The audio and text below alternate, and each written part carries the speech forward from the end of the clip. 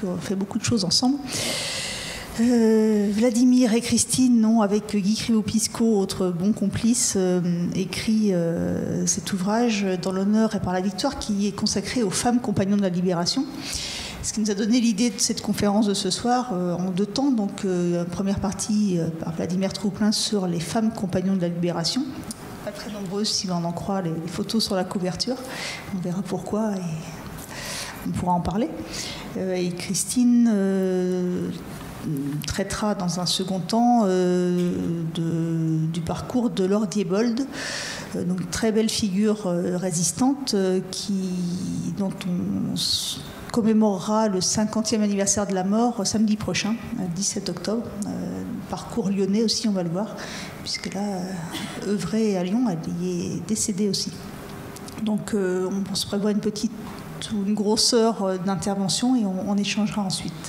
Donc, je laisse la parole à Vladimir d'abord.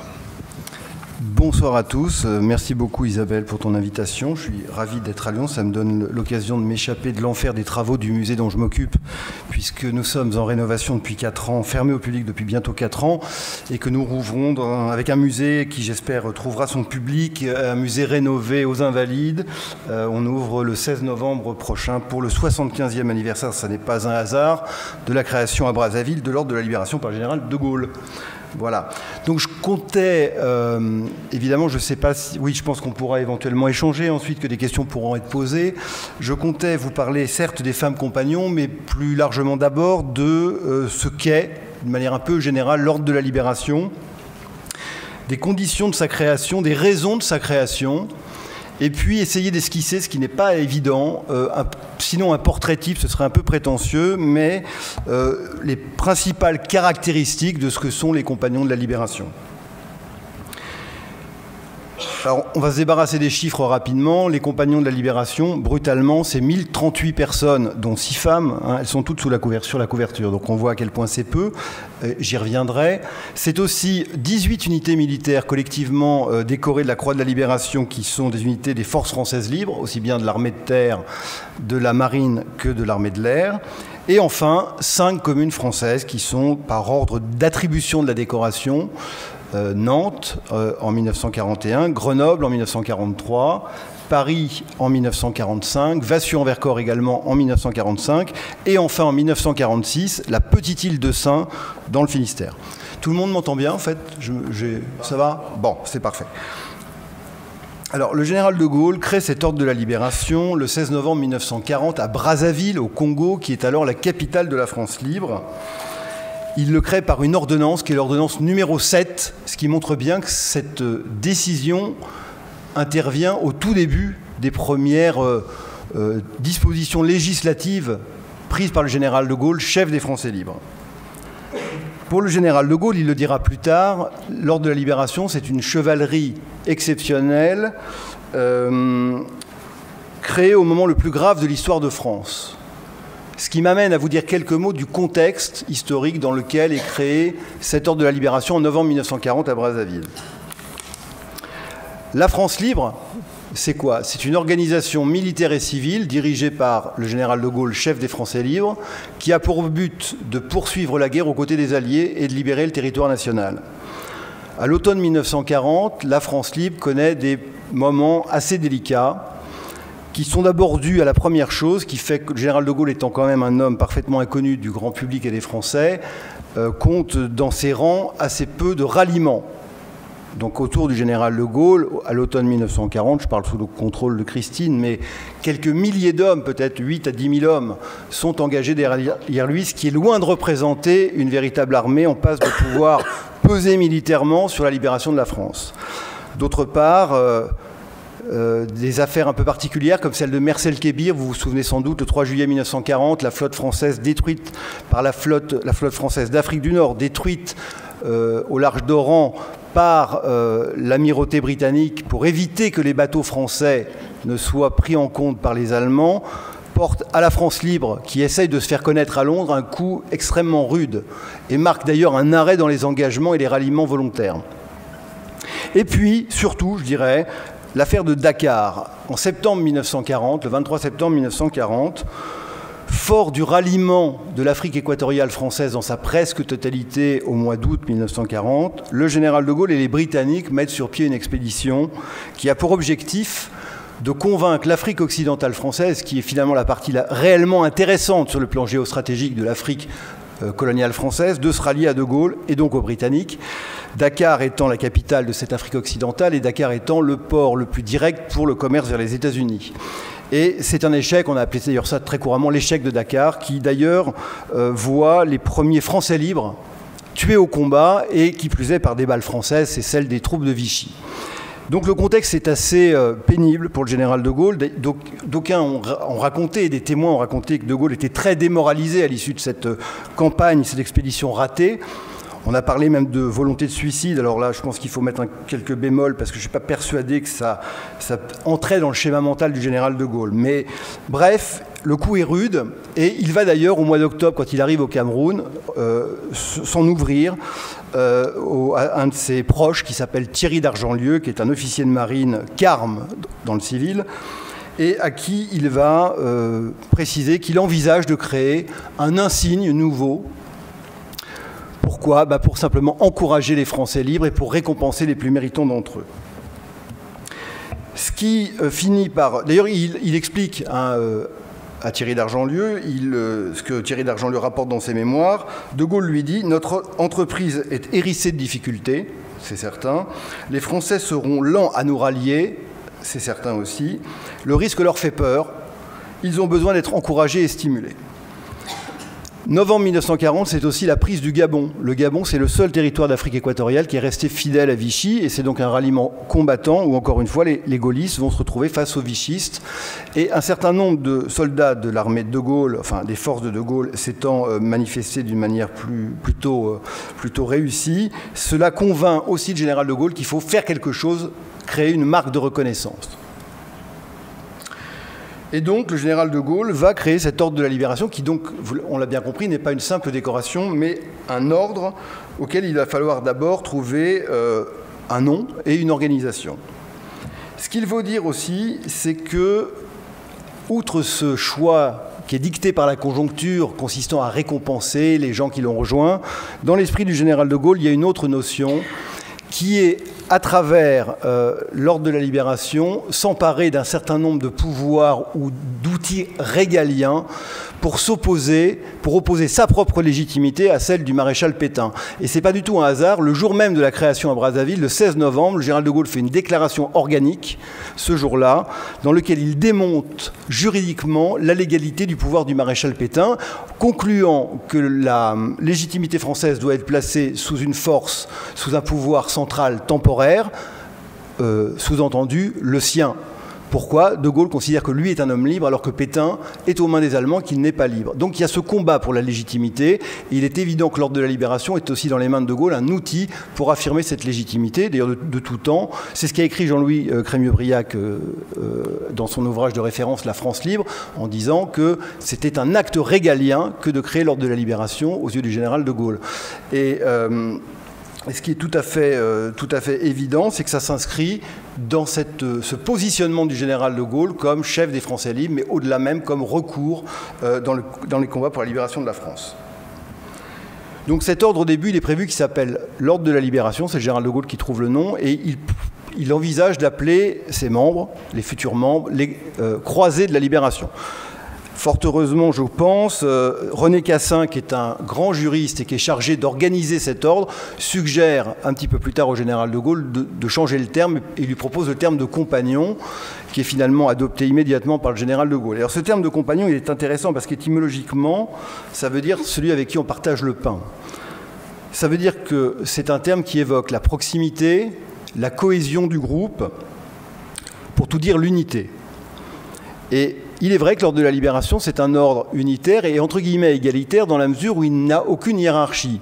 Contrairement à l'ordre auquel on compare généralement, qui est l'ordre de la Légion d'honneur, dans lequel il y a des grades, on est chevalier, officier, commandeur, etc. L'ordre de la libération, on est simplement compagnon et il n'y a qu'un insigne, c'est la croix de la libération. D'emblée, cela dit, le général de Gaulle décide que cette décoration va se porter à un très haut niveau protocolaire puisqu'il la place entre la Légion d'honneur et la médaille militaire, c'est-à-dire au second rang des décorations nationales. Dernière chose, c'est un ordre qu'on peut comparer dans les conditions de sa création à un ordre de chevalerie médiévale qui est l'ordre de Saint-Michel. L'ordre de Saint-Michel a été institué par le roi Louis XI en 1469, alors même qu'il combat Charles le Téméraire, le duc de Bourgogne. Alors, je ne vais pas dire par là que le duc de Bourgogne c'est Pétain et Louis XI c'est De Gaulle, mais l'idée est un peu la même. D'ailleurs, le duc de Bourgogne a créé l'ordre de la Toison d'Or dont il est le grand maître. Et c'est pour fidéliser ses vassaux, pour rameuter autour de lui un certain nombre de chevaliers que Louis XI crée cet ordre de Saint-Michel. Et là, on peut y voir un point commun assez évident dans les conditions conjoncturelles de création de cet ordre. Alors, comment devient-on compagnon de la Libération? Les premiers compagnons sont nommés en même temps, 5 sont nommés ensemble le 29 janvier 1941, et ils vont former le premier Conseil de l'Ordre, dont le rôle du Conseil de l'Ordre sera d'établir des propositions, de donner des avis, et en cas d'avis favorable, de transmettre des propositions de nomination au général de Gaulle, qui en dernier ressort est le seul à pouvoir nommer par décret les compagnons de la Libération. Ces 5 premiers compagnons, donc pour être compagnon, il faut être proposé. Il faut être proposé par son chef. Alors quand on est dans la France libre, quand on est militaire, c'est son chef de corps, le capitaine, le commandant, etc. Quand on est résistant, c'est en principe le chef de réseau, le chef de mouvement, le chef de maquis.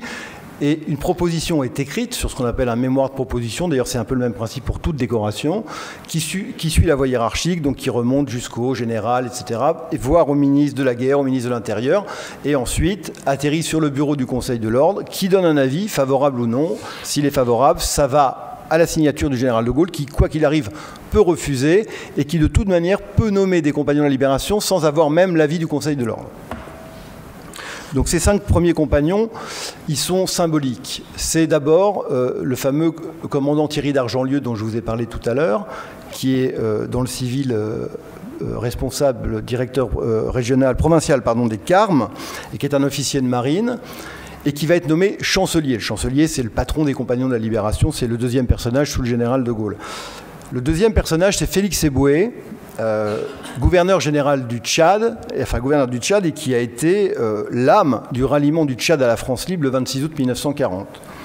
On trouve ensuite le lieutenant Emmanuel d'Harcourt. Emmanuel d'Harcourt est un officier qui a eu la jambe sectionnée par un obus pendant la campagne de France et qui, à Londres, a choisi malgré tout de s'engager dans les forces françaises libres. Edmond Popiol, qui est un officier de la marine marchande, et le ancien combattant de 14-18, et le dernier de ses 5 premiers compagnons, c'est Henri Bouquillard, qui est un sous-officier de l'armée de l'air, qui vient à ce moment-là de se distinguer dans la bataille d'Angleterre. Ce qui est intéressant, c'est qu'on voit bien cette volonté, parmi ces premières nominations, de représenter l'ensemble des composantes que l'on peut trouver dans la France libre. Vous avez un ecclésiastique avec Thierry d'Argentlieu, vous avez un Guyanais, c'est-à-dire un homme de couleur administrateur civil en la personne de Félix Eboué, vous avez un vieux représentant de la noblesse française avec Emmanuel d'Harcourt, un sous-officier, un représentant de la marine marchande, et puis un sous-officier. Autrement dit, pas de distinction d'origine sociale, de grade. On respecte l'équilibre des forces françaises libres, air, terre et mer, etc. Voilà, il y a une volonté tout à fait claire de montrer que tout un chacun peut aspirer à devenir compagnon de la Libération. Alors les critères officiels, c'est l'ordre a pour objet de récompenser toute personne ou collectivité civile ou militaire qui se seront signalées dans l'œuvre de la libération de la France et de son empire. On peut dire que c'est relativement vague comme critère, et c'est en fait dans l'attribution qu'on verra à quel point les critères sont stricts.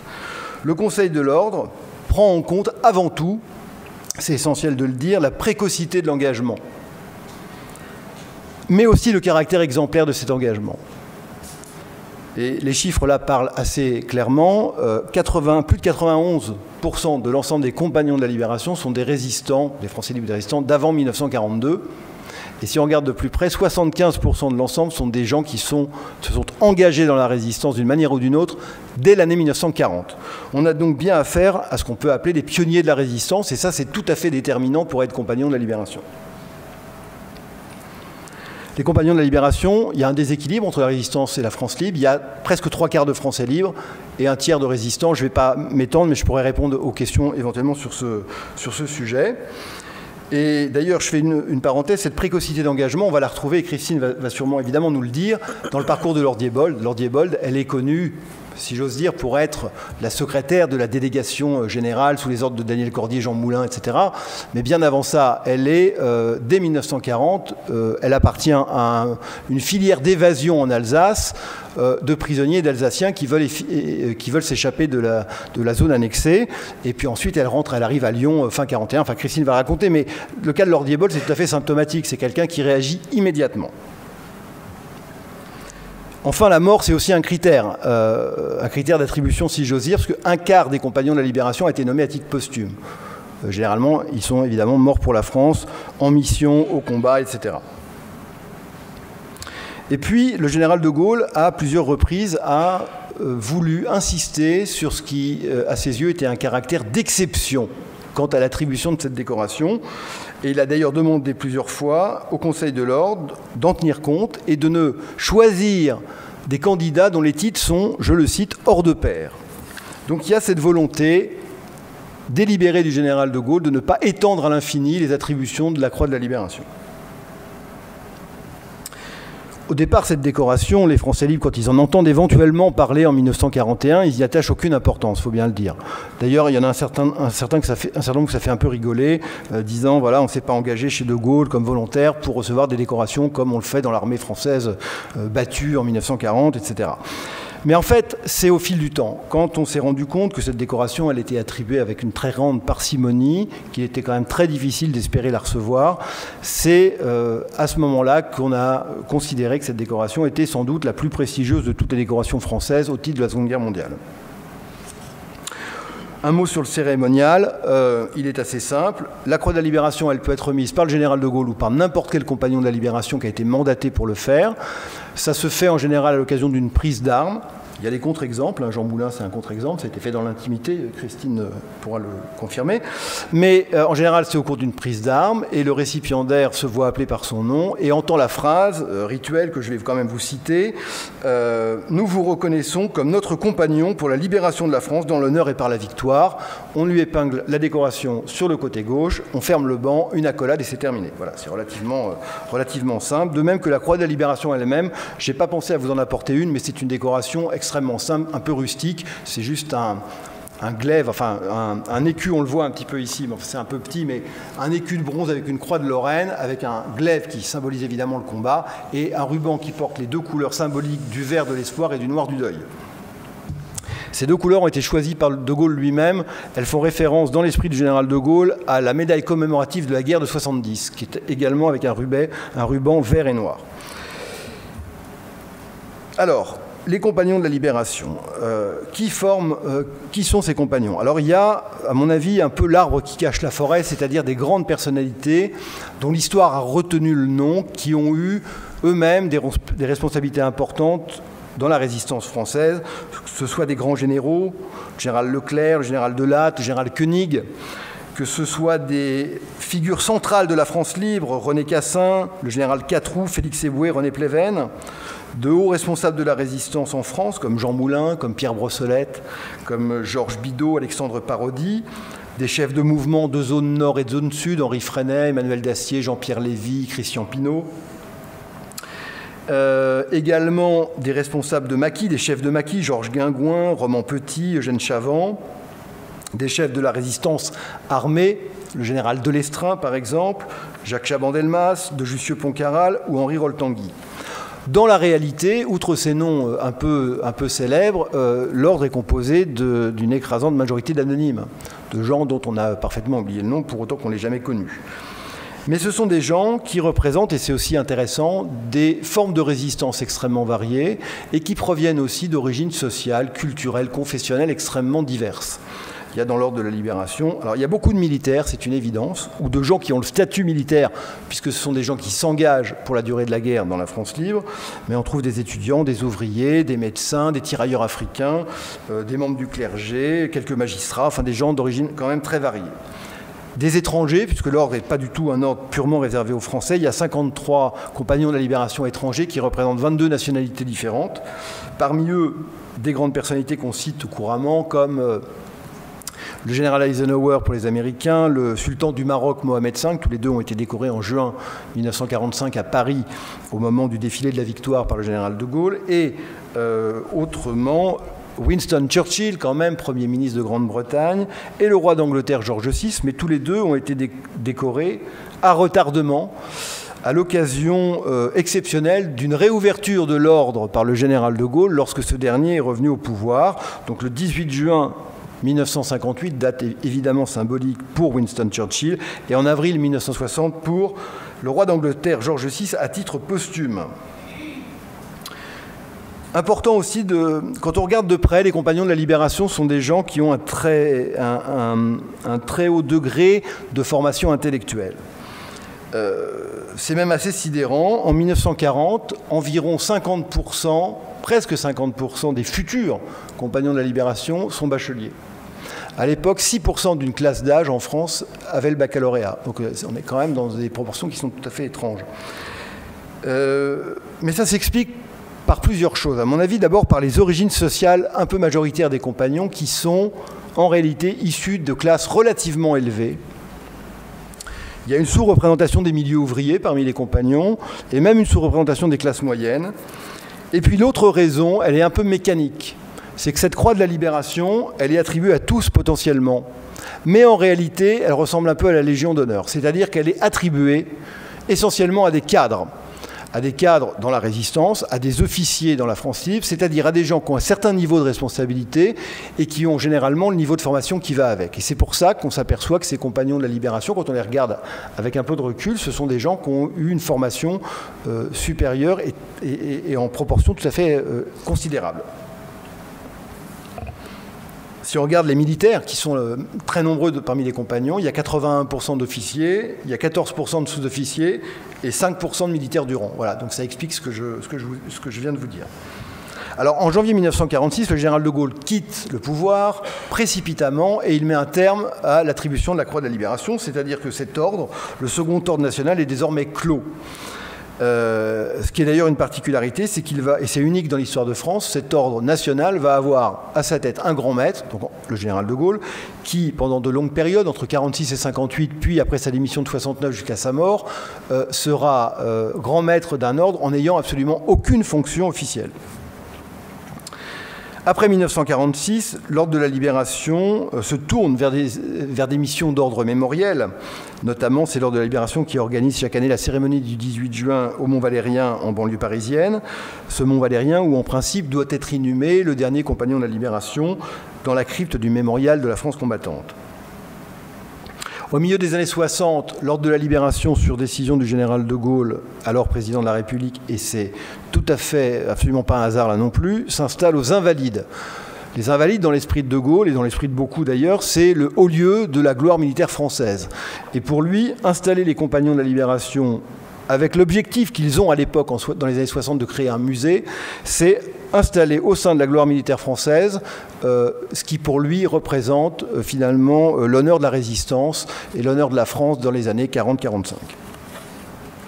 Donc le musée va se développer dans les années 60 jusqu'aux années récentes, et puis là, je le disais tout à l'heure, il est en cours de rénovation. Autre sujet, à partir des années 80, avec la disparition progressive des compagnons, qui est celle que l'on connaît tous pour tous les acteurs et grands témoins de cette époque, la question de l'avenir de l'ordre a commencé à se poser. Et c'est finalement vers les collectivités territoriales compagnons de la libération, ces 5 communes, Nantes, Grenoble, Paris, Vassieux, Vercors et l'Île-de-Sein, qu'il a été décidé de se tourner pour assurer la mémoire de cet ordre et l'avenir aussi de son musée. Cette loi qui crée le Conseil national des communes compagnons de la libération est entrée en vigueur le 16 novembre 2012. Et depuis, les 5 maires en exercice de ces 5 communes sont entrés comme membres du conseil d'administration, en même temps que les 16 compagnons de la libération qui sont vivants et qui, eux, sont membres de droit, pour gérer l'institution. Pour terminer, et avant que Christine prenne la parole pour parler plus précisément du parcours de Lord Diebold, Je vais vous dire quelques mots sur les femmes. Donc elles sont 6, en dehors de Laure Diebold, dont on va parler. La première, chronologiquement, a été Marie Aquin, qui est d'ailleurs la seule représentante de la France libre parmi les femmes compagnons, qui était archéologue et qui a quitté l'Afghanistan avec son mari à l'été 1940, son mari Joseph Aquin, qui est un grand archéologue également.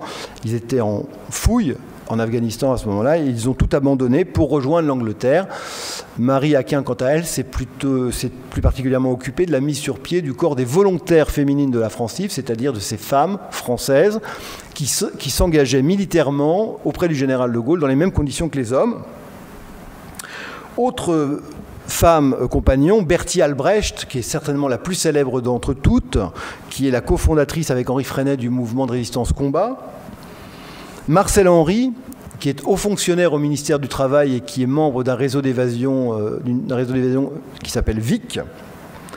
Émilienne Moreau-Évrard, qui est d'ailleurs une héroïne de la Première Guerre mondiale et qui, pendant les années d'occupation, et notamment à Lyon, va être agent de liaison au service du réseau Brutus et du mouvement La France au combat. Et enfin, Simone Michel-Lévy, fonctionnaire des PTT et responsable à haut niveau de mouvement de résistance, du réseau de résistance état-major PTT, et qui aura un destin tragique puisque déportée à Flossenbürg, elle sera pendue pour avoir saboté sa chaîne de travail avec 2 de ses camarades de déportation le 10 avril 1945, c'est-à-dire quelques jours seulement avant la libération du camp. Alors, 6 femmes sur 1038, il y a sans doute des raisons de s'interroger sur la faiblesse de cet effectif qui représente, j'ai calculé, 0,6% du nombre de compagnons. Alors, il faut garder d'abord à l'esprit, pour le comprendre, que l'ordre de la libération, c'est avant tout un ordre combattant qui est constitué essentiellement, à part quelques exceptions, par des militaires au combat. L'objectif de cet ordre, il est clair et net, c'est la libération du territoire national. Donc, en termes de combattants, les femmes sont déjà très largement exclues, évidemment, de cette représentation au sein de cet ordre. Ensuite, et ça, je reprends les mots de Dominique Veillon, historienne, spécialiste notamment des femmes dans la résistance, qui a écrit que si les femmes ont été nombreuses à lutter aux côtés des hommes, là, dans la résistance, elles se sont essentiellement livrées à des activités qui n'ont pas toujours laissé de traces. Alors c'est vrai, les femmes ne sont pas combattantes, ou rarement, il y a des exemples, mais c'est assez rare, il faut bien le dire, et souvent leurs activités résistantes, pour eux importantes qu'elles soient, ne laissent pas de traces, il n'y a pas de rapport, il n'y a pas de mémoire, etc. Et en revanche, est-ce que le général de Gaulle, lui, estime, qu'est-ce qui peut nous permettre de dire que le général de Gaulle estime que oui ou non les femmes doivent être compagnons? En fait, il estime que oui, puisque en mai 1941, il attribue la Croix de la Libération à titre posthume à Marie Aquin, dont je vous ai parlé tout à l'heure. Qui vient de disparaître avec son mari en service commandé, tous les deux. Donc il n'y a pas d'opposition de principe. Alors Claude Bourdet, qui est lui aussi un ancien du mouvement combat et lui-même compagnon de la Libération, a évoqué, a un peu taclé l'ordre de la Libération dans un de ses livres qui s'appelle L'Aventure incertaine, qui est passionnant à plein d'égards, en expliquant pourquoi à ses yeux il y avait si peu de femmes parmi les compagnons. Et là, je le cite aussi, il écrit, Claude Bourdet, on a l'impression qu'en général, n'ayant pas de femmes dans les bureaux de Londres ou aux forces françaises libres, il y en avait quand même, mais il n'y en avait pas beaucoup, c'est vrai, De Gaulle et les hommes de ces bureaux ont purement et simplement oublié cette moitié de l'humanité et de la résistance. Alors, c'est une explication qui pourrait se tenir, mais à mon avis, elle n'est pas si juste que ça. Comme on l'a vu, pour être compagnon de la Libération, il faut qu'on vous propose. Or, les femmes ne sont pas nommées, mais surtout, elles ne sont pas proposées. Or, qui propose? C'est tout le monde, enfin, c'est tous les gens qui ont des responsabilités, donc en majorité écrasante des hommes, puisque c'est les hommes qui ont des majorités à ce moment-là, enfin des responsabilités en grande majorité. Et donc, très simplement, on ne pense pas à proposer les femmes. Et s'il y a 6 femmes compagnons de la Libération, ce que je peux vous dire, c'est qu'au total, de 1940 jusqu'à janvier 1946, au total, 9 femmes ont été proposées pour la Croix de la Libération. Ça donne bien une idée. D'ailleurs, c'est un taux formidable de réussite, 6 sur 9, parce que des hommes refusés, il y en a eu énormément. Voilà, le problème, c'est ça. Le problème, c'est simplement que la femme, à l'époque, elle est mineure civique, elle est mineure civile. On n'attache pas forcément beaucoup d'importance, quand je dis on, c'est les hommes, à leurs actions. elles-mêmes ne réclament absolument rien pour peu qu'elles aient fait quelques actions qu'elles aient fait. Elles n'ont pas ce réflexe qu'ont beaucoup les hommes, en revanche, de se mettre en avant et de demander éventuellement si on ne pourrait pas obtenir une récompense, une décoration, une marque de reconnaissance institutionnelle, etc. Donc je crois que c'est ça qui est très important. Ça nous ramène, en fait, cette question, beaucoup, au statut de la femme des années 1940. Et c'est vrai pas que pour la Croix de la Libération, parce que, y compris pour des décorations au titre de la résistance, mais attribuées après la guerre, et qui sont encore parfois attribuées, encore aujourd'hui, mais ça arrive, il y a cette distorsion. Par exemple, les femmes représentent 7% des 62 500 médaillés de la résistance. Bon, c'est plus que lors de la Libération, mais c'est quand même beaucoup. Beaucoup moins. On sait, les historiens qui connaissent la question estiment la proportion des femmes dans la résistance, là je parle de la résistance intérieure, de l'ordre de 25 à 30%, suivant les régions, suivant les organisations de résistance. Donc on en est toujours très en dessous dans la reconnaissance, dans les marques de reconnaissance institutionnelle.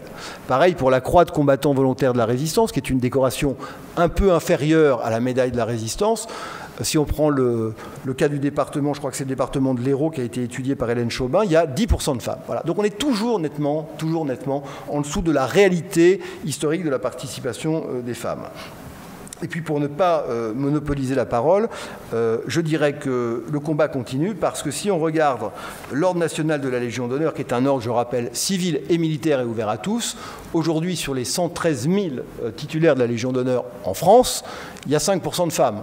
Voilà, donc il y a du travail à faire, y compris de nos jours et y compris pour les décorations encore attribuées aujourd'hui. Voilà, oui. Voilà, sur ce constat un peu amer, je vous remercie et je laisse la parole à Christine.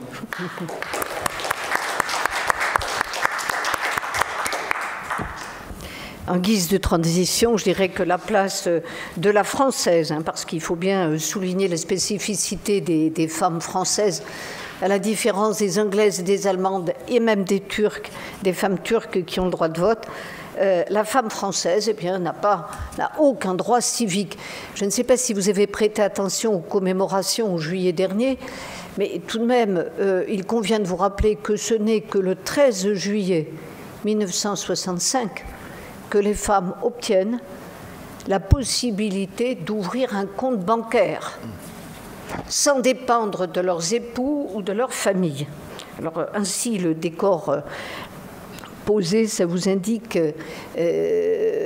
tout de suite outre la reconnaissance, quelle est la position des femmes. Au demeurant, elles ont fait leur devoir et n'ont pas hésité à le faire en fonction de leur patriotisme, leurs motivations diverses. Et avant de revenir sur l'Ordiebold, je voudrais vous préciser deux choses. Vladimir Troplin parlait de la précocité, de la croix de compagnon de libération attribuée à des grandes personnalités. Eh bien, Philippe Leclerc d'Hautecloque l'obtient le 6 mars 1941, quelques jours après ce qui met du baume au cœur au général de Gaulle, qui est la prise de l'oasis italienne de Koufra dans le sud-est de la Libye. 1er mars, prise de Koufra. 6 mars, il le fait compagnon, en l'ayant avant crédité d'un « je vous embrasse » dans un télégramme. Et lorsque l'on sait le peu de démonstration affective du général de Gaulle, on montre bien ce qu'est la croix de compagnon. C'est récompensé pour un fait exceptionnel. Jean Moulin, 17 octobre 1942, pour avoir mené à bien au cours de l'année 1942 toutes les missions que lui avait confiées le général de Gaulle pour la zone sud, et aussi pour avoir su mobiliser ici en zone sud les différents, dirais-je, catégories sociales pour manifester. Il y a eu à l'automne et dès l'été 1942 toute une série de manifestations en zone sud, et ça fait partie de sa citation. Le rapport a été signé par Passy, le chef du bureau central de renseignement et d'action, tandis que pour le général Leclerc, qui n'est pas général à l'époque où il a la croix de compagnon, les colonels, c'est le général de Gaulle lui-même.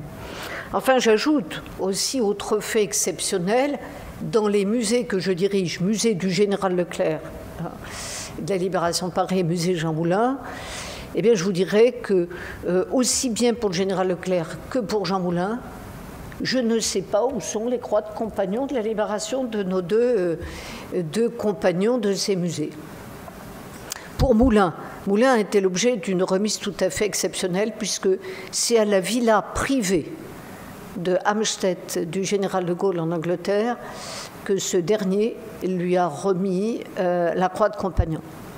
Évidemment, on imagine bien qu'il n'est pas revenu de sa seconde mission de Londres avec la croix sur lui pour des mesures évidentes de sécurité. À Londres, Jean Moulin, c'est le caporal Mercier, on verra cela tout à l'heure.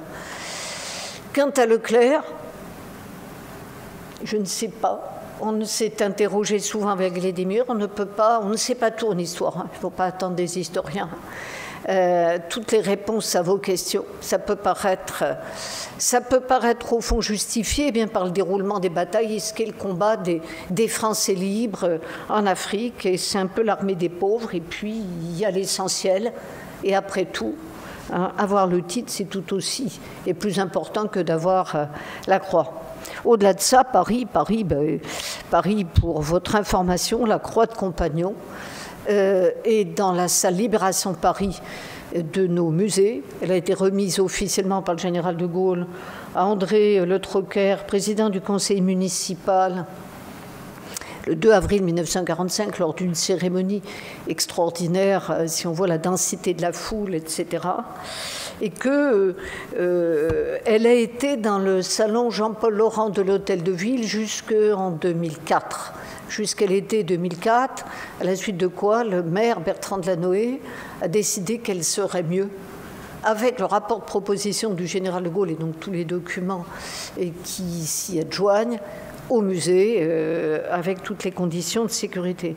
J'ajoute, mais ça je te laisse la primauté de l'anecdote, ce que nous ne savions pas jusqu'en 2004, je l'ai appris en 2004 grâce à Vladimir, mais je t'en laisse exclusivité. Oui, c'est une anecdote, simplement la croix de la Libération qui a été remise à la ville de Paris le 2 avril 1945 a été volée visiblement, et quand il a été question de la montrer à nouveau aux Parisiens, l'hôtel de ville s'est inquiété parce qu'on ne retrouvait plus la croix de la Libération, donc à ce moment-là, on a demandé par coursier à l'amiral d'Argentlieu, qui était le chancelier installé à Paris, pas très loin, rue François Ier, s'il y avait moyen de donner une seconde croix à la ville de Paris, parce que ça faisait un peu désordre. Et d'Argentlieu a donné sa propre croix. Voilà, donc il a dit, mais écoutez, c'est un honneur pour moi de donner à la ville de Paris ma propre croix. Il y en avait plusieurs, hein. Enfin, c'est quand même sa croix, et donc celle qui est exposée dans le musée de Christine, c'est bien la croix de l'amiral d'Argentlieu, en fait. Moralité, il vaut mieux confier les beaux objets au musée que de les laisser dans certains lieux un peu moins sécurisants. Lord Diebold Muchler, c'est son nom de jeune fille, incarne comme compagnon de libération tout ce qu'il y a de plus réel dans l'implication des femmes dans la résistance. Vous voyez ces dates 1915-1965. Elle est morte prématurément et des suites de la déportation, disons-le tout de suite, à 50 ans. Et elle est morte ici à Lyon, le 17 octobre. Isabelle Rivet nous l'a dit tout à l'heure. Elle a été l'objet, à Lyon, de véritables funérailles. Et on a veillé sa dépouille recouverte du drapeau tricolore, et les personnalités ont pu se recueillir devant son cercueil, avec des personnalités, aussi bien l'ambassadeur de Grande-Bretagne que les personnalités lyonnaises, et parmi les personnalités de la résistance, quelqu'un qui a beaucoup compté pour Lord Diebold et qui joue un rôle fondamental, Raymond Basset, commandant Marie dans la clandestinité, qui a été ici dans la région de Lyon, commandant des forces françaises de l'intérieur au moment de l'insurrection et de la libération de Lyon. Alors je reviens au début. Lord Muchler est né à Erstein, qui est une toute petite ville en Alsace. Elle est née le 10 janvier 1915. 1915, c'est pendant la Première Guerre mondiale, c'est l'Alsace annexée. Et elle est la deuxième enfant de ce couple d'Alsaciens francophile et dont le seul sentiment de patriotisme est à rapprocher de l'amour de la France, qui est l'élément moteur de cette famille, aussi bien par les branches maternelles que paternelles. Son frère aîné, René, comme elle, sont élevés dans cet état d'esprit parce que leurs grands-parents ont connu la guerre de 1870 et l'annexion de l'Alsace-Lorraine, la guerre 14-18 qui est encore une autre période de drame, et ensuite 1940 qui engendre toujours ce difficile sort pour les deux départements alsaciens, le département mosellan. Et tout ce qui est allemand pour cette famille est honni. Honni, mais haï, parce que c'est pas tout à fait mon sujet, mais l'Alsace-Lorraine de 1870 et 1914 a été fortement germanisée. J'ajoute que pendant la Première Guerre mondiale, son oncle Émile déserte en quelque sorte. Il quitte l'armée allemande, puisque évidemment c'est le sort des Alsaciens, pour rejoindre la France et combattre de l'autre côté, c'est-à-dire pour la France, qui est leur pays, qui est leur racine. En ce qui concerne le père de Laure et de René, je ne peux pas en dire beaucoup de choses. En tous les cas, évidemment, durant leur période de jeunesse de ces deux enfants, ils vivent avec l'amour de la patrie française retrouvé. C'est un ancrage fort. Les deux enfants font des études dites secondaires qui, par analogie à ce que l'on pourrait, qu'il est difficile de comparer avec les études actuelles, mais pour Laure, elle semble avoir obtenu le brevet supérieur, un bon niveau de formation. Ces deux enfants ont un avantage évidemment, c'est qu'ils sont parfaitement germanistes, tout en maîtrisant parfaitement la langue française également. Elle est employée, Laure, comme secrétaire en 1934 dans des établissements à Sainte-Marie-aux-Mines, à Famille. Lorsqu'elle avait 5 ans, s'est installée à Sainte-Marie-aux-Mines, sans doute à la suite d'accidents de pépins de santé de leur mère, qui tenait une auberge et qui subitement suit son mari à Sainte-Marie-aux-Mines. Le père est ébéniste. Elle est ensuite secrétaire bilingue. Et lorsque la guerre éclate et l'armistice signé, eh bien le drame recommence pour cette famille, comme dans d'autres familles alsaciennes.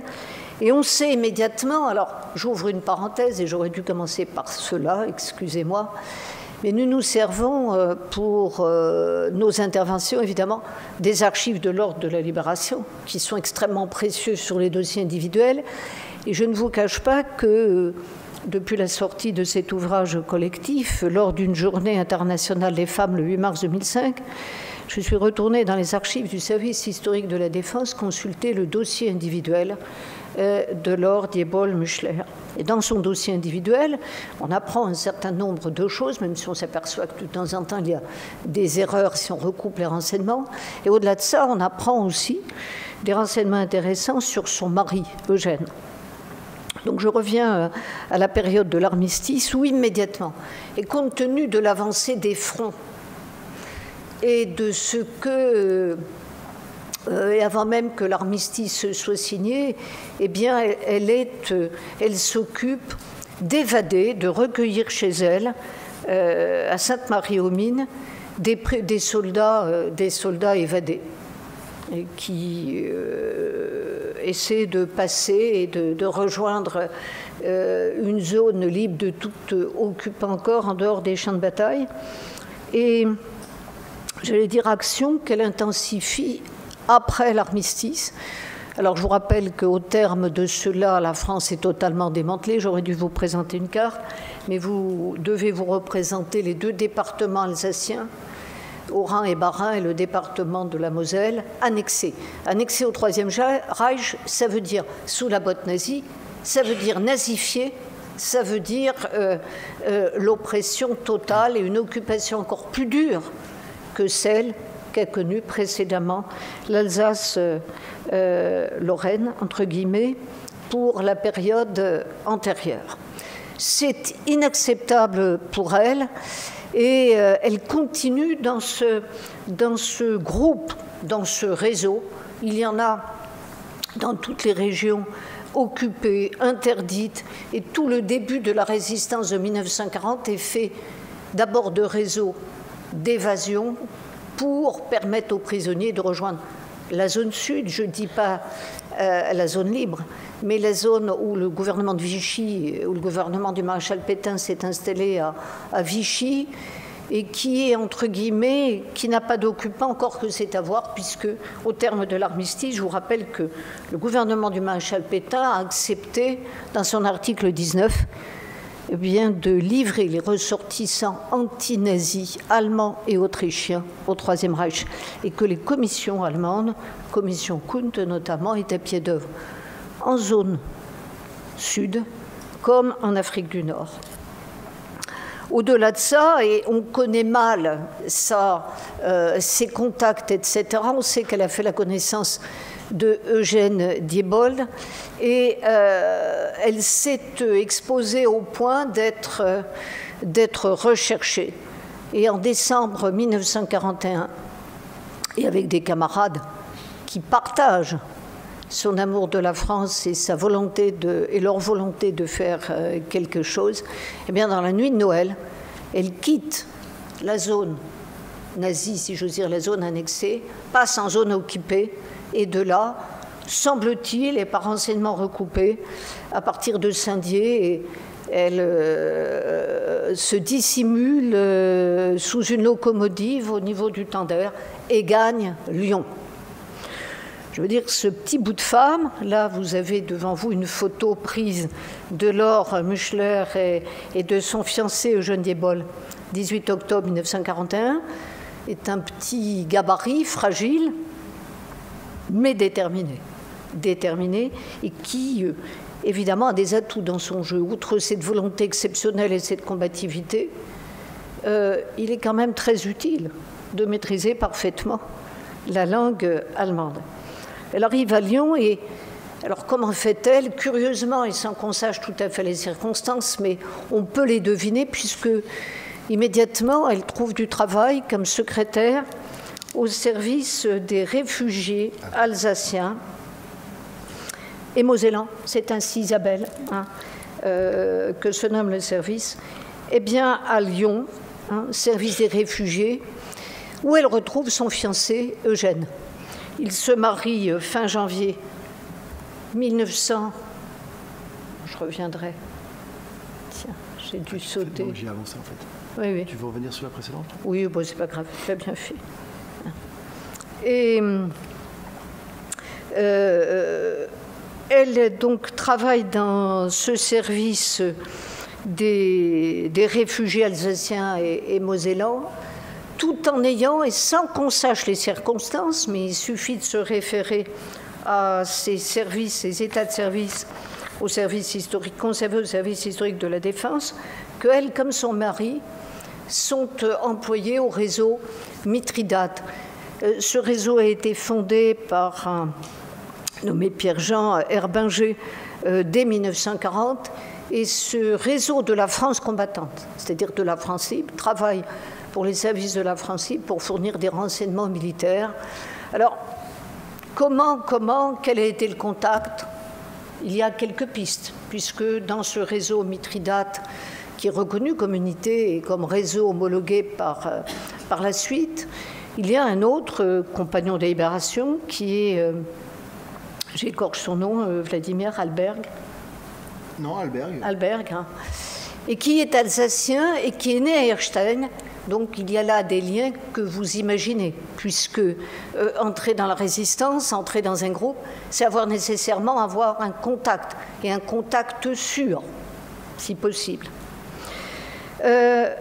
Ces états de service et leur état de service, parce que Eugène Diebold, je ne sais pas si j'aurai l'occasion de le redire, mais titulaire de la médaille de la Résistance, lui aussi avec Rosette, lui aussi a été déporté, j'y reviendrai tout à l'heure. Tous deux travaillent comme agents P1. C'est-à-dire que ce sont des agents réguliers du réseau, mais qui ne sont pas totalement dans la clandestinité encore, et ce jusqu'en 1942. Après quoi, on les voit apparaître, alors visiblement tous les deux, dans ce qui est appelé le réseau, et le terme est sûrement impropre, c'est-à-dire le secrétariat de Jean Moulin, la délégation générale. C'est ainsi que cela s'appelle à Lyon. Et alors, comment se sont opérés les contacts? Parce que là, il faut un petit peu aller plus loin. Je reviens un petit peu en arrière pour vous préciser que Jean Moulin est jusqu'à sa mission à Londres, a œuvré dans le Sud depuis la propriété de famille à Saint-Andiol, où il s'est fait déclarer comme cultivateur, puisqu'il a été révoqué comme préfet par le gouvernement de Vichy pour son appartenance au gouvernement de Front Populaire et son aide clandestine aux républicains espagnols. Et ses premiers contacts et l'organisation de sa mission sous le pseudonyme du caporal Mercier. Attendez, je veux aller plus loin, mais je ne sais pas. Bon. Je ne trouve plus le caporal Mercier. Excusez-moi. Voilà, caporal Mercier, les papiers anglais de Jean Moulin que vous avez ici, qui sont conservés au musée. Et là, c'est la photo, la configuration à peu près, enfin disons, c'est l'aspect physique qu'il a. Ce sont des papiers de 1943 qu'il a fait à Montpellier et qui sont conservés dans les collections du musée. Lorsqu'il revient de Londres avec ses missions politiques, militaires, et avec les moyens financiers, il n'a plus d'intérêt de rester à Marseille, puisque les mouvements qui se sont structurés, la résistance a quitté son stade et les mouvements en zone sud de petits groupuscules pour devenir des mouvements plus étoffés. Et c'est Lyon qui est le cœur de combat, de libération sud et de francs-tireurs. Et il s'installe à Lyon à partir de mai 1942. Jusque-là, il a eu comme aide une personne qui, elle, est dans le sud, qui est à Beauvallon, qui est Antoinette Sasse, qui a légué toute sa fortune à la ville de Paris pour faire le musée Jean Moulin. Elle est son adjointe, elle l'aide à coder. Sa sœur aussi l'aide occasionnellement, même s'il ne veut pas l'impliquer totalement. Et puis il y a les officiers radio et les radios, Fassin, Montjarret, etc. Et puis Paul Schmitt, responsable du service d'opération aérienne, au fur et à mesure qu'il structure ici à Lyon la résistance, mais tout ceci prend du temps. Et le secrétariat se structure véritablement lorsque Daniel Cordier, Alain, pseudonyme Alain, qui était dévolu à Georges Bidault, eh bien, Jean Moulin décide de le prendre comme secrétaire et il faut monter de toutes pièces ce secrétariat, ici avec des personnes qui relèvent les boîtes aux lettres, c'est la spécificité de Lyon, distribue les plis, c'est-à-dire fonction d'agent de liaison, tape des rapports. Merci. Et cette photo qui est conservée, la plupart des collections que vous voyez, les photographies sont des collections particulières ou, en tous les cas, la plupart, collections du Musée de l'Ordre de la Libération. Et par la famille des Moret, Marguerite et Moret, le couple Moret qui héberge la plupart des résistants, et en l'occurrence, je vous ai cité tout à l'heure Paul Schmitt, cet officier radio qui est responsable de la mise sur pied du service des opérations aériennes, eh bien, on a là le début de la toile qui s'établit de contacts sûrs pour mettre sur pied ce secrétariat. Un contact en entraînant un autre. Et alors, Daniel Cordier, sa mission consiste, avec un autre agent lyonnais, Hugues Limonti, ouvrier à Berlier, chez Berlier, pardon, et qui immédiatement s'implique dans la résistance et fait office d'agent de liaison. Il fait le tour des boîtes aux lettres et distribue aussi et il aide Cordier dans son travail de résistance et de secrétariat extrêmement lourd et pénible. En un mot, Daniel Cordier code et décode les messages la nuit, le matin les porte de bonne heure à Jean Moulin et recueille l'ensemble du courrier, se fait aider du Glimonti et les journées sont évidemment éreintantes à faire le tour des boîtes aux lettres dans un contexte qu'il ne faut pas voir comme maintenant. Évidemment, il y a la technologie moderne n'existe pas et au-delà de ça, il faut être extraordinairement prudent. Donc monter et mettre sur pied un secrétariat ne va pas de soi. Et c'est par les Moret que Daniel Cordier, qui demande à ce qu'on lui tape le rapport un peu étoffé parce qu'il ne peut pas tout faire, eh bien les Moret, et qui sont... comment dire, eux aussi, une des chevilles ouvrières de ce service des Alsaciens réfugiés, cite tout naturellement Laure Diebold. Et le premier rendez-vous de Daniel Cordier avec elle, eh bien, c'est de lui demander s'il est en mesure de taper un long rapport très vite. Il la voit un dimanche matin du début août, c'est le 8 août exactement, en 1942. Il lui demande de taper un rapport de Jean Moulin sur l'armée secrète qu'il est chargé de mettre sur pied. Et en cet été 1942, les contacts se multiplient pour trouver un chef à l'armée secrète. Quelques semaines plus tard, Jean Moulin a trouvé la personnalité du général de Lestrin. Il faut aller vite pour que le soir, il puisse le coder et le transmettre à Londres. Elle s'acquitte de sa tâche. Elle dispose, j'ai oublié l'essentiel, d'une Remington et compte tenu des moyens peu importants, c'est évidemment quelque chose d'extrêmement providentiel. Au-delà de ça, elle travaille pendant toute une partie de cette année chez elle, à Villeurbanne. Ce n'est qu'exceptionnellement qu'elle sort pour taper tel ou tel rapport, dont en novembre 1942, à la demande de Jean Moulin, alors combien de fois a-t-elle vu Jean Moulin? On ne le sait pas précisément, mais Jean Moulin a exigé de son secrétaire, Alain, qu'il puisse expliquer à Laure Diebold elle-même comment présenter un document à la fois secret, extrêmement difficile, parce que, alors que le général Giraud, qui s'était évadé d'Allemagne, de la forteresse de Königstein, avec l'aide de Réseau, et avait gagné l'Afrique du Nord, avait laissé un de ses adjoints sur place, le colonel de Linares, avec des archives secrètes, évidemment, de l'organisation de résistance de l'armée. Très brièvement, Giraud n'était pas sur la même ligne que le général de Gaulle et voulait prendre la tête de ce mouvement militaire et avait le projet, après l'Afrique du Nord, eh bien, de débarquer sur les côtes de Provence et prendre la tête de ce groupe d'officiers dans la résistance, pour faire simple, non gaullistes.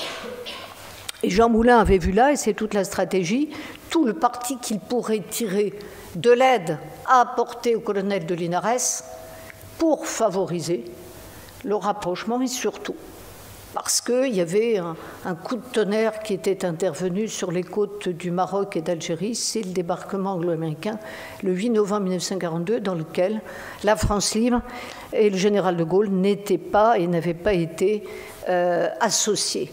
Et donc ce rapport consistait à présenter des archives ultra secrètes et comme le général de Gaulle n'avait pas bien évidemment le temps de lire dans le détail, c'était lui présenter une synthèse, etc.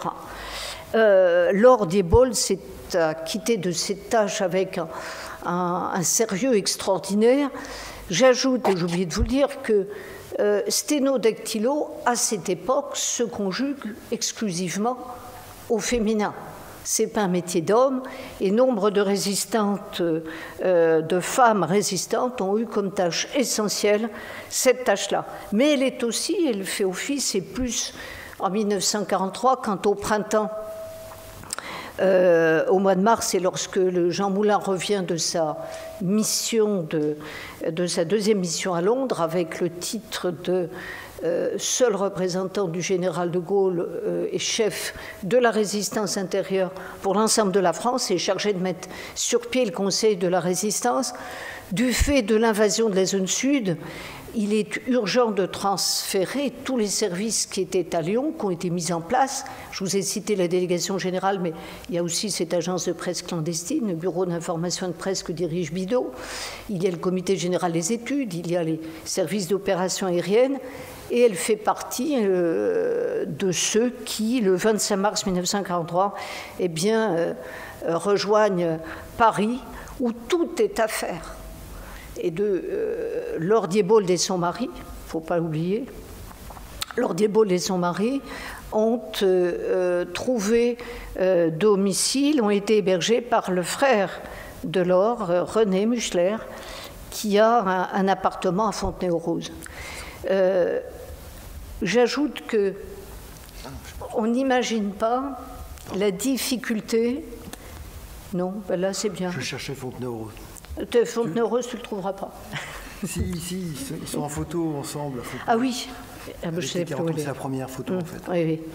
Et la difficulté de trouver à se loger dans Paris occupé est une question éminemment terrible, mais terrible au point que ça va être justement et précisément eh bien, la cause de leur chute en septembre 1943, le 24 septembre 1943. Je vais un peu plus vite. Vous savez qu'entre-temps, il y a eu le drame de Caluire et que Claude Bouchinet-Serrel assure l'intérim, alors que l'été 1943 est un été de drame et d'arrestation, comme l'est tout ce premier semestre 1943 dramatique. La résistance est entièrement décapité avec la perte de Jean Moulin, qui était président du Conseil de la Résistance, délégué général pour l'ensemble de la France, général de l'Estrin, et d'autres officiers généraux de la Résistance qui sont tombés. Il y a une période d'incertitude et de reprise en main en fait par les services londoniens qui décident, pour démultiplier les risques, eh bien d'envoyer des délégués militaires. C'est ainsi que Marshall est envoyé pour œuvrer. Et là, le secrétariat qui s'est étoffé de bonne volonté, dont Jacqueline Perry d'Alincourt, faute de logements disponibles, font appel à, en quelque sorte, un office, un bureau de recherche de logement, mais dont la patronne travaille pour les services allemands. C'est l'origine de la chute du secrétariat de Claude Bouchinet-Serrel rue de la Pompe. Je dois dire qu'à la suite de la confrontation de toutes les sources que nous avons, je ne sais pas très bien si Laure Diebold est arrêtée avec Jacqueline Perry d'Alincourt, Hugues Limonti également, rue de la Pompe même, ou il y a une autre adresse citée, rue de Grenelle, mais Eugène Diebold, qui aidait là également, est arrêté.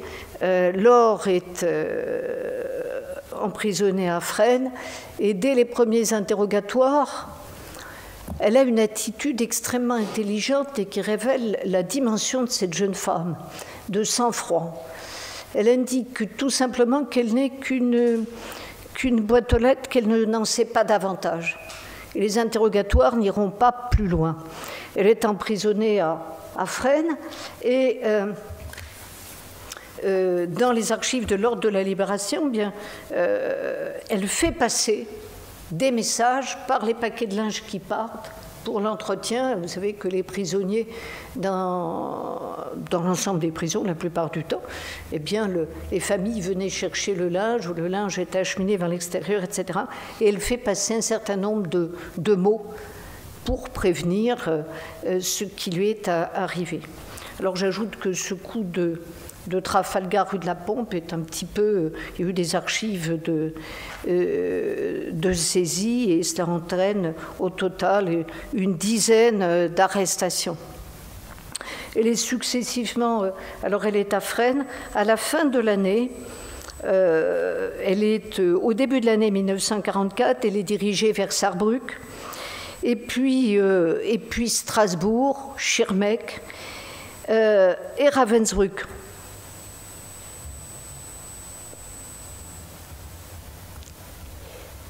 T'as trouvé les objets? Je ne sais plus. Il y a un peu de désordre dans mon PowerPoint, veuillez m'excuser.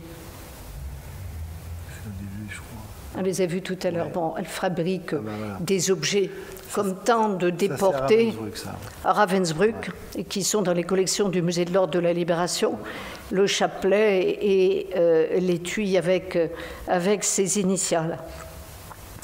Elle est de ces femmes qui, comme Lise Landon, Jacqueline Fleury et Suzanne Horth, c'est un signe fort. Je développerai tout à l'heure ce que je voulais vous dire.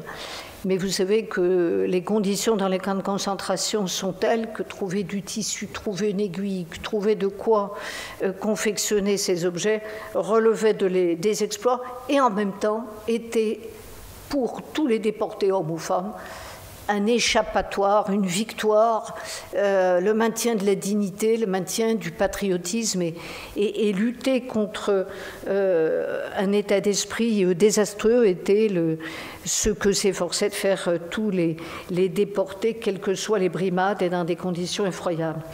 J'indiquais tout à l'heure qu'elle fait partie de ces femmes au total, en fonction des derniers éléments de la recherche, elles sont moins de 30, avoir été dispatchés vers ce que l'on a appelé les commandos de Buchenwald. C'est le cas de Laure Diebold, comme Lise Landon, comme aussi Jacqueline Fleury et Suzanne Horth. Jacqueline Fleury et Suzanne Horth sont encore de ce monde. Et elles ont été envoyées dans ces commandos dépendants de Buchenwald, Moselswitz et Thora, près de Leipzig, où, faute, avec l'évolution de l'effort de guerre qui pèse sur l'Allemagne nazie, eh bien, alors qu'à Buchenwald, il y avait 3 unités de production d'armement dans le camp, avec l'évolution de la guerre et l'intensification de cet effort de guerre, les camps sont installés autour des usines, et c'est ainsi, c'est le cas de Leipzig, Thora, Moselswitz, etc. On installe des camps autour de ces commandos pour bénéficier d'une main-d'œuvre à bon marché, comme vous le savez, et d'esclaves. Elle est libérée en avril 1945. Elle est très gravement malade. J'ai sauté des étapes et elle a attrapé le typhus et elle a été, on sait qu'elle a été sauvée par un médecin tchèque à plusieurs reprises qui a soustrait sa fiche à 2 reprises parce qu'elle était vouée à la mort et à la crémation. Libérée en avril 1945, comme beaucoup de déportés, c'est ce retour dans des conditions difficiles au Lutetia. Au Lutetia, elle est dans un état de délabrement physique très grand et elle retrouve Eugène, son mari, qui a été aussi qui est survivant. Le couple est j'ai oublié de vous présenter une des obscures aussi de la délégation générale, Suzanne Olivier-Lebon, qui fait partie de la délégation générale et qui est elle aussi arrêtée. Elle est, le couple, tous deux sont dans un état d'affaiblissement très grand, dont l'un et l'autre ne se remettront véritablement jamais, puisque elle meurt en 1965 et son mari 5 ans plus tard. Ils meurent précocement et très, très affaiblis par leur déportation. Alors, entre-temps, elle a été faite compagnon de la Libération. Alors, je ne sais pas si vous lisez très bien le document et le rapport de proposition est secret. Par conséquent, on ne sait pas qui a demandé à ce qu'elle soit promue compagnon. Je vous lis, Alsacienne d'un courage et d'un dévouement admirable, n'a cessé dans des conditions matériellement difficiles de travailler jour et nuit avec un acharnement et un esprit de sacrifice exemplaire. Volontaire pour toutes les missions, à la fois sténodactylographe, secrétaire et agent de liaison, elle était dépositaire de tous les secrets de la délégation. arrêtée par la police allemande le 24 septembre 1943.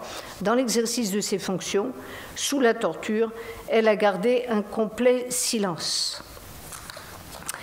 C'est le 20 novembre 1944 et voilà le diplôme. Et elle est le général Le Gentilhomme, vous voyez, c'est dans la cour des Invalides. Il lui remet la croix de la Libération le 18 juillet 1946. Alors il faut citer qu'entre-temps, lorsqu'elle en a eu connaissance à son retour de déportation, elle a demandé à ce que ses camarades de la délégation générale, Dany Germain, c'est-à-dire Daniel Cordier et Hugues Limonti, soit on leur remette la croix en même temps. Mais pour des raisons de santé, on lui a remise plus tardivement. Alors, dans la cour des Invalides, il y a là Jean-Pierre Lévy. Jean-Pierre Lévy, chef du mouvement de résistance franc-tireur. Et je reviens un tout petit peu en arrière pour vous dire que lorsqu'on a travaillé à l'exposition Redécouvrir Jean Moulin, collection inédite, puisqu'on a eu un legs et une donation de la famille de Jean Moulin, en travaillant fraternellement avec le Musée de l'Or de la Libération, eh bien on a découvert le rapport de proposition faisant de Henri Freinet, Emmanuel d'Astier-de-la-Vigerie et Jean-Pierre Lévy compagnons de la Libération. C'est daté du 3 mars 1943, c'est signé Caporal Mercier, c'est-à-dire Jean Moulin.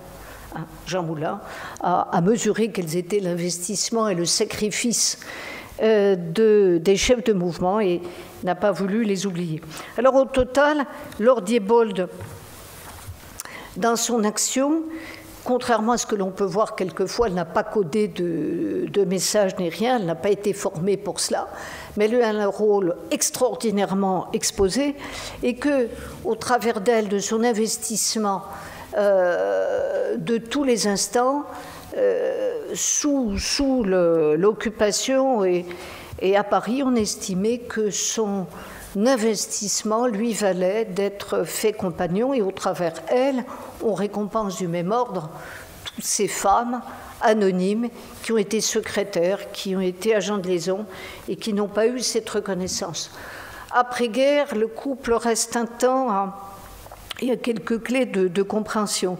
Elle retrouve Daniel Cordier et qui est employé auprès du colonel Passy à la direction générale, à la DGER qui a succédé, pour faire simple, au Bureau central de renseignement et d'action. Elle y travaille quelque temps où elle fait la connaissance du commandant Marie, Raymond Basset, et ils sympathisent, ils deviennent très liés d'amitié au point que c'est lui qui veille aux hommages qui vont être faits aux funérailles, de l'organisation des funérailles à Lyon le 20 octobre 1965. Il se déplace ensuite à Sainte-Marie-aux-Mines où elle est inhumée et plus tard avec son mari. J'ajoute qu'entre les deux, elle a été secrétaire pendant un temps de son mari qui a été directeur d'une entreprise de textile en territoire de Belfort, et puis il semble qu'elle soit venue, alors entrecoupée de problèmes de santé, n'a pas une carrière professionnelle linéaire au lendemain de sa déportation, et le couple s'installe à Lyon, et elle est employée à la Rudiaceta comme secrétaire et comme bibliothécaire au sein de l'entreprise. Alors, on n'a pas fini le travail. Si on cherchait bien à connaître un peu plus Laure Diebold, on s'intéresserait aux archives de l'entreprise et cela apporterait des pistes pour mieux connaître cette femme extraordinaire et qui, quoi qu'on en dise, évidemment, elle n'est pas connue du grand public. Dire qu'elle a été oubliée, sans doute pas. Lyon ne l'a pas tout à fait oubliée. En 1982, il y a une rue dans le 9e arrondissement, une rue Laure Diebold. La ville de Paris, en 2005, nous avons organisé avec l'adjointe au maire chargée de la mémoire du monde combattant des archives, Odette Christienne, une journée internationale des femmes, le 8 mars 2005, consacrée aux 6 femmes compagnons, et dont le président de séance était le général de Boissieu, chancelier de l'Ordre de la Libération, membre du conseil scientifique de nos musées, qu'en 2010 également la ville de Paris et Bertrand Delanoë a voulu honorer les femmes compagnons en baptisant l'esplanade qu'est Henri IV des femmes compagnons de la Libération. Au-delà de ça, j'ajoute qu'il y a un dernier hommage qui vient d'être fait, enfin c'est pas le dernier, c'est le plus récent, c'est ce timbre pour le 50e anniversaire de sa mort et qui a été suscité par une auteure qui s'intéresse à sa coreligionnaire, puisqu'elle-même est née à Erstein, qui est Madame Wimmer. Ce timbre qui paraît la semaine prochaine, en fait. Il n'est pas sorti. Il sort le 19 octobre. Que signifie le petit sigle sous 1915 ? Eh ben, ça fait comme le phi de philosophie ou... Je sais pas. Bah, écoutez, là, je Bonne n'en sais question. rien.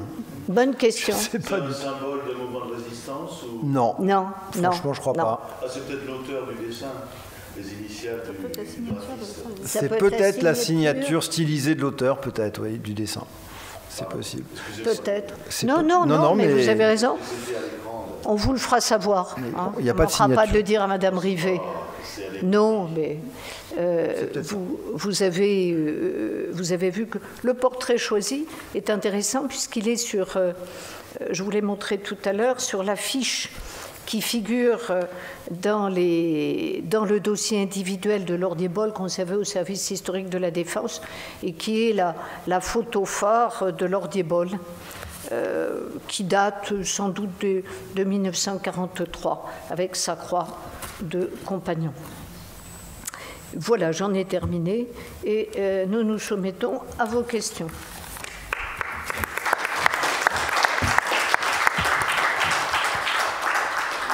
Une autre petite question triviale. Sur la dernière photo où elle reçoit la croix de la Libération, on voit qu'elle est petite. Ça rajoute à son courage, etc. Oui. Et qu'elle a des talons, d'ailleurs. Et qu'elle a des semelles compensées. Voilà. Alors, je ne sais pas si vous pouvez le voir, mais là, vous voyez, et il semble, enfin, pendant la guerre, elle a toujours eu ces semelles compensées, et des semelles de bois, c'était évidemment très, très utile, compte tenu du défaut de cuir, pillé par les Allemands et l'occupant. Et ça l'incarne parfaitement. Oui, c'est une femme de petite taille, maigrichonne, et très affaiblie par la déportation. Si je peux me permettre de faire une petite anecdote personnelle, rapporter une anecdote personnelle. On peut dire, je crois, que Lordier-Boll était une personne d'une grande discrétion. Elle était discrète naturellement. Elle a été discrète ô combien quand elle a été arrêtée. Elle a été formidable dans son comportement. Et elle était tellement discrète, mais ça dit beaucoup de choses des rapports entre les résistants. Qu'en 2005, lorsqu'on a préparé avec Christine cette journée d'hommage, ce colloque d'hommage qui a donné lieu à ce livre l'année d'après, aux femmes compagnons de la Libération, j'ai eu au téléphone Daniel Cordier. Parce que c'est Daniel Cordier qui, dans cette journée d'hommage, devait parler de sa camarade Lordier-Boll, qu'il avait fréquenté plus d'1 an dans la clandestinité et qu'il avait retrouvé après, puisqu'il est resté sinon très proche d'elle, au moins très intéressé par son devenir, puisqu'il est celui qui, le premier, va avertir la Direction générale des services secrets, c'est-à-dire la DGER, Direction générale des études et recherches, qui est en fait l'équivalent du contre-espionnage français qui a succédé au BCRA. C'est Daniel Cordier qui va prévenir du retour en France après sa déportation de leur moulin et de l'adresse de leur Dieboll, et de l'adresse où elle vit. Et Daniel Cordier m'appelle en me disant, bah oui, je suis en train d'écrire un papier sur, comme vous me l'avez demandé avec Christine, concernant Lord Diebold, mais vous n'avez pas quelques éléments supplémentaires à me donner dans le dossier de Mado? Parce que Mado, c'est le pseudonyme, le nom sous lequel elle est connue au sein de la délégation générale. Mado, c'est vraiment Lord Diebold à la délégation générale. Et je lui réponds, ah oui, Mado, Mona. Et il me dit, mais de quoi vous me parlez, Mona, c'est quoi Mona? Je lui dis, mais oui, en fait, elle a deux pseudonymes, Mado et Mona. Il dit, ah bon, moi, Mona, j'en ai jamais entendu parler. Et je lui dis, mais vous savez, Mona, c'était son pseudo au réseau Mithridate. Il me dit, ah bon? Elle a été au réseau Mithridate.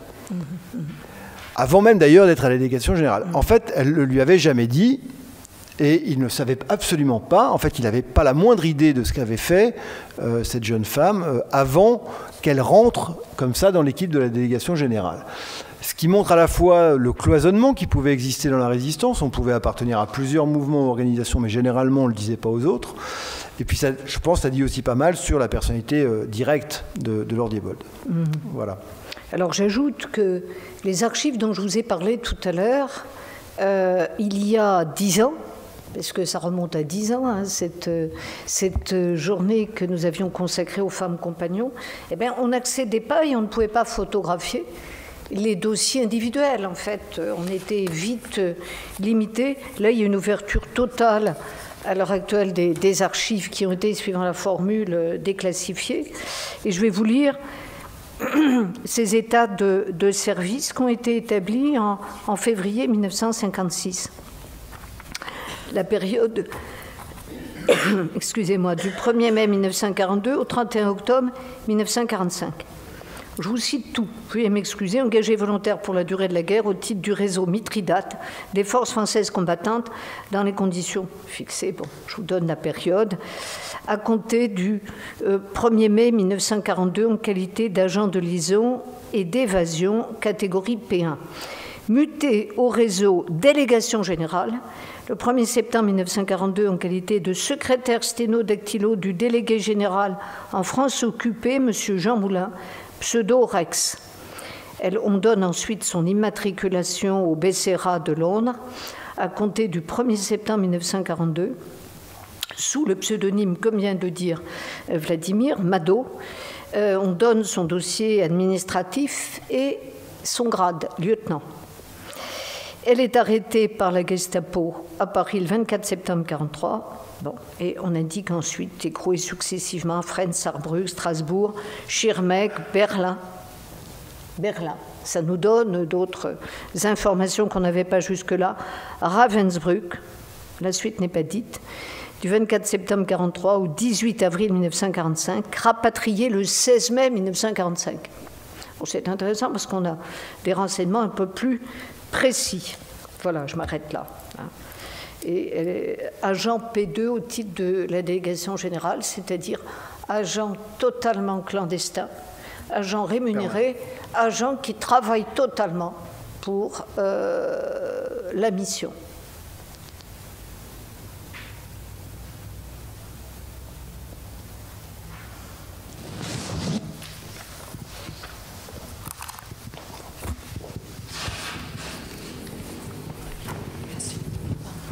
Oui, une question sur la...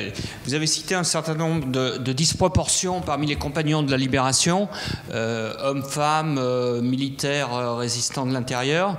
Est-ce qu'il n'y a pas aussi une disproportion politique au détriment, par exemple, des communistes, qui certes sont pour beaucoup entrés tard en résistance?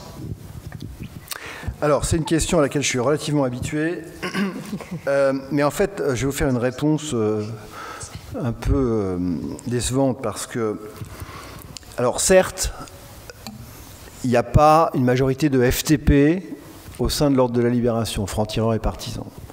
De même qu'il n'y a pas une majorité de FFI, Forces françaises de l'intérieur. Encore une fois, effectivement, la précocité de l'engagement compte, mais il y a un certain nombre de communistes qui, notamment à titre individuel, sont entrés dès 1940 dans des actions de résistance contre l'occupant, etc. Bon, les exemples sont assez connus. Bon. D'ailleurs, certains sont compagnons comme Roll Tanguy, qui rentre très tôt dans l'organisation spéciale, Guingouin dans un autre domaine et un autre genre, etc. Bon. Mais surtout, je crois qu'il y a un peu de fantasme autour de ça, qui consiste à se dire, bon, De Gaulle, il ne voulait pas nommer des compagnons communistes. Mais en fait, qui est capable de dire l'opinion politique de 98% des compagnons de la Libération? Pas moi. Moi, je peux vous dire qu'il y a une vingtaine de compagnons de la Libération dont on sait qu'ils ont été communistes, une quinzaine qui l'étaient avant-guerre et une vingtaine qui l'ont été, enfin au total une vingtaine qui l'ont été aussi comme compagnons de route ou communistes après-guerre. Je sais qu'il y a une vingtaine de compagnons qui sont issus de l'Action française et des mouvements royalistes. Je sais qu'il y a une trentaine de compagnons identifiés comme ayant été SFIO, Parti socialiste après-guerre, éventuellement pour autant qu'ils aient survécu, etc. Mais en réalité, si on additionne tous ces gens-là, ça fait 10% des compagnons. Les autres, j'en ai aucune idée. C'est-à-dire qu'on ne leur demandait pas quelles étaient leurs opinions politiques. Donc je pense qu'il y a un peu de fantasme, mais il est vrai qu'il n'y a pas beaucoup de maquisards non plus, compagnons. Oui, il y a des chefs de maquis, parce qu'ils ont été souvent des pionniers, les Romans Petits, Tom Morel, etc. Mais voilà, en gros, la résistance armée en France de 1944, elle est très peu représentée chez les compagnons de la Libération. Ça, c'est sûr. Voilà. Il y a une autre ligne de partage, et je parle sous le contrôle de Vladimir, qui est par exemple que les résistants appartenant à des réseaux anglais, dépendant de l'Intelligence Service ou du Special Operation Executive, n'ont pas été... il y a eu très peu de compagnons. Oui. Alors, par exemple, si on prend le réseau Alliance de Marie-Madeleine Fourcade, Marie-Madeleine Fourcade n'est pas compagnon, et je vais dire, il y a un résistant qui est compagnon de la Libération, Jean Roger, de son vrai nom, et son pseudonyme, il est plus connu sous son pseudonyme, qui est Jean Saint-Denis. Mais à mon sens, c'est pour d'autres raisons. Il y en a un second. Il y en a un second. Il y en a un mais second. Bon, effectivement, mais tu as raison. Pour d'autres raisons, parce que il a participé à l'évasion d'Étienne de Bois-Lambert et d'une autre personnalité. Mais c'est vrai que cette ligne de partage-là, de la part du général de Gaulle, est bien réelle. Elle est bien réelle. De Gaulle admettait difficilement, mais quand on connaît un peu le personnage, on comprend que des Français travaillent pour l'étranger, y compris pour des Britanniques alliés. Et donc, on sait très bien aussi qu'il y a eu une guerre des services secrets entre les services secrets britanniques et les services secrets de la France libre, qui étaient de toutes petites unités et qui dépendaient techniquement intégralement des services secrets anglais. Il y avait une rivalité, le combat et le but étaient le même, mais enfin, ça ne se passait pas toujours très bien. Donc, De Gaulle, effectivement, si on prend l'exemple du SOI, par exemple, Special Operation Executive, beaucoup de Français ont travaillé dans les réseaux créés depuis l'Angleterre en France par le SOI, et il y en a un qui est compagnon de la Libération, mais parce qu'effectivement, travailler pour le SOI, c'était quand même un peu l'abomination de la désolation aux yeux du général. Et Marie-Madeleine Fourcade, moi, c'est mon analyse totalement personnelle, étant donné le parcours résistant de cette femme, je suis à peu près persuadé, c'est quand même une des rares femmes qui était chef de réseau. Et quel réseau? Réseau Alliance, c'est le plus grand réseau de renseignement sur le sol français. Je suis à peu près persuadé que si elle avait été à la tête d'un réseau FFL, on va dire, elle aurait été compagnon de la Libération. Mais bon, c'est une hypothèse, vous voyez. Laure et Eugène Diebold ont-ils eu des enfants qui ont pu vous donner des... Non. Ils n'ont pas d'enfants. Le frère de Laure, René, est mort au début des années 50. Et c'est vrai que la famille était discrète. Je ne sais pas si tu as beaucoup de contacts avec... Non, mais en fait, il n'y a presque plus de famille. En tout cas, il n'y a pas de descendants directs, ça c'est sûr. Ce qui n'aide pas d'ailleurs au soutien de la mémoire. Moi, j'ai toujours pensé que le rôle de la famille est essentiel quand on parle de mémoire. Et sur les 6 femmes compagnons, on en avait parlé. Ce qui est très marquant, c'est de voir que les femmes dont la mémoire s'est vraiment perdue parmi les 6, c'est quand même, comme par hasard, celles qui n'ont pas de descendance. Oui, c'est le cas aussi de Marcel Henry. Ou qui n'ont pas été soutenues par leur milieu socio-professionnel, comme par exemple Simone Michel-Lévy, qui n'avait pas d'enfant, mais qui a été l'héroïne des PTT, jusqu'à figurer sur un timbre des héros de la résistance, etc. Les PTT ont toujours mis en avant sa figure, donc il y a ce soutien socio-professionnel, mais quand il n'y a pas de soutien socio-professionnel et qu'il n'y a pas de famille, la mémoire, elle se dilue très vite. Marcel Henry est sans doute, parmi les femmes compagnons, la plus méconnue. Il y a une rue à Angers, mais si on demande aux Angevins qui est Marcel Henry. Moi, j'ai découvert des noms. Mais bien sûr, mais c'est évident.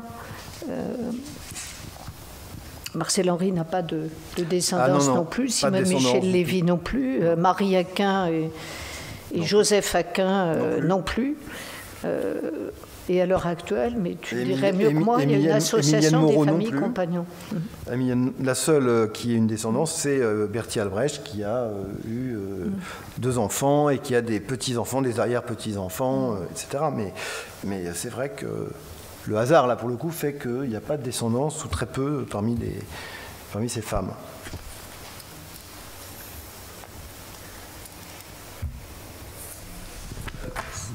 Passion en Verteur ou Saint, je vois à peu près pour quelle raison.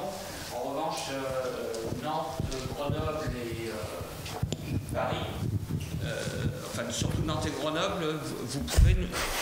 Merci. Pour Paris, je laisserai Christine répondre. Hein. Elle n'est pas contente, là, je pense. Hein. Non, je souris. Nantes, c'est la première ville, chronologiquement, en novembre. Alors, la date du décret, en fait, c'est l'affaire des otages de Nantes et des premiers fusillés, les 48 fusillés de Nantes à la suite de l'exécution en octobre 1941 du lieutenant-colonel Hotz, qui est le commandant militaire allemand de la ville de Nantes, un commando de résistance communiste pour le coup venu de la région parisienne, abat à 7h du matin le fameux colonel Hotz. Les représailles donc c'est là qu'arrive l'affaire de la sélection des otages, de la pression des Allemands, de la décision de Pucheux, ministre de l'Intérieur, de choisir les otages, etc. Donc de la collaboration de Vichy sur la politique de répression allemande. Et à l'issue de cette exécution, 48 otages sont fusillés à Nantes, à Châteaubriand et au Mont-Valérien. Et le général de Gaulle, dont la position a été assez claire puisqu'il l'a exprimé à la radio rapidement après, sur la façon de se comporter face aux soldats allemands en France occupée, était de dire, et il s'opposait en ça à la tactique communiste pour le coup, qu'il était ça coûtait trop cher d'aller abattre un soldat allemand si c'était pour le prix de 50 Français fusillés.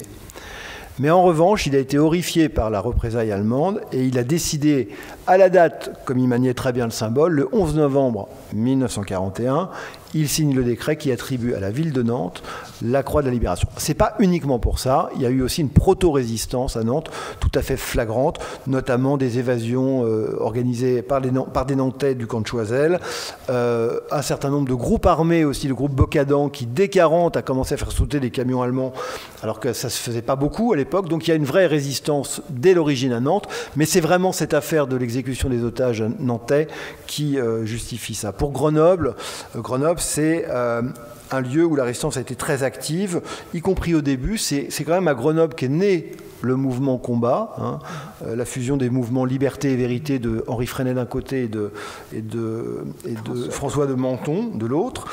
C'est un lieu qui a été aussi le théâtre d'affrontements très violents entre la résistance et la répression. Des coups d'éclat de la résistance étonnants, comme l'explosion du polygone d'artillerie où les Allemands avaient stocké toutes leurs réserves de munitions d'artillerie pour le front des Alpes. Puis, 2 semaines plus tard, alors que les Allemands avaient transféré ce qui n'avait justement pas sauté au polygone d'artillerie à la caserne de Bonn, la résistance locale a fait sauter la caserne de Bonn, c'est-à-dire détruire cette fois-ci toutes les munitions prévues par les Allemands.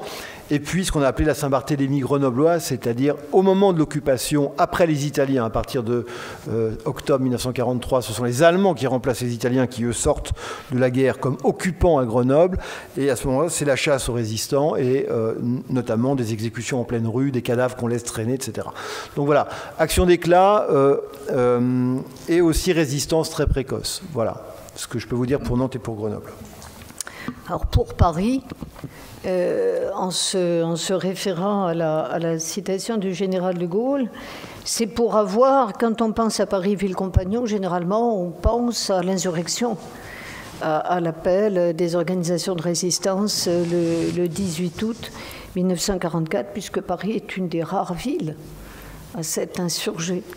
Il y a eu Lille, Marseille, mais c'est surtout à Paris, la capitale, que c'est le plus flagrant avec des enjeux importants. Et il y a une première partie de la citation qui indique, pour ne pas avoir, je vous la résume, suivi les voies d'abandon, c'est-à-dire les voies d'abandon du gouvernement de Vichy. Et c'est vrai qu'à Paris, les actions de résistance sont précoces, patriotiques. On rappelle la manifestation du 11 novembre 1940, mais dès l'été 1940 aussi, des petits groupes qui se structurent. Et il y a une structuration de tous ces mouvements en zone à Paris qui sont bien plus importantes qu'on ne le croit de prime abord. Alors des mouvements qui ne vous donnent pas toujours grand-chose, mais Libération Nord. Je vous rappelle que le manifeste des 12 syndicalistes en novembre 1940, c'est à Paris, que Paris aussi est le cœur et la centrale de tous les grands réseaux, Confrérie Notre-Dame, et bien d'autres. Et il y a toute cette partie de avant 1944 et Paris ayant toujours été occupé. Voilà le sens et ce que je vous ai résumé en peu de mots. Alors par ailleurs, il y a d'autres villes qui ont les médailles de la résistance. À commencer par la ville de Lyon, qui est médaillée de la résistance avec Rosette. C'est-à-dire le grade supérieur de la médaille de la résistance, pour ceux qui ne le savent pas. Il y a 2 grades dans la médaille de la résistance, et avec Rosette, au total, sur les 62 500 médaillés de la résistance, il y a 6 000 Rosettes, là on parle de tout le monde inclus, et dans les collectivités territoriales, il y a 17 collectivités territoriales médaillées de la résistance, sur le sol métropolitain et la Nouvelle-Calédonie, et 2 qui l'ont reçu avec Rosette, dont la ville de Lyon. Et j'ajoute que Eugène et Laure Diebold ont tous les 2 médailles de la résistance avec Rosette. Voilà.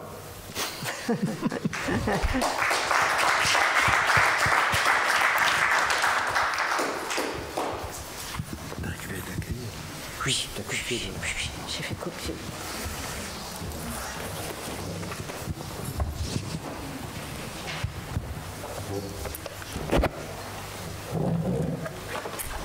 Il y a du travail à faire. Toujours, on n'a jamais fini.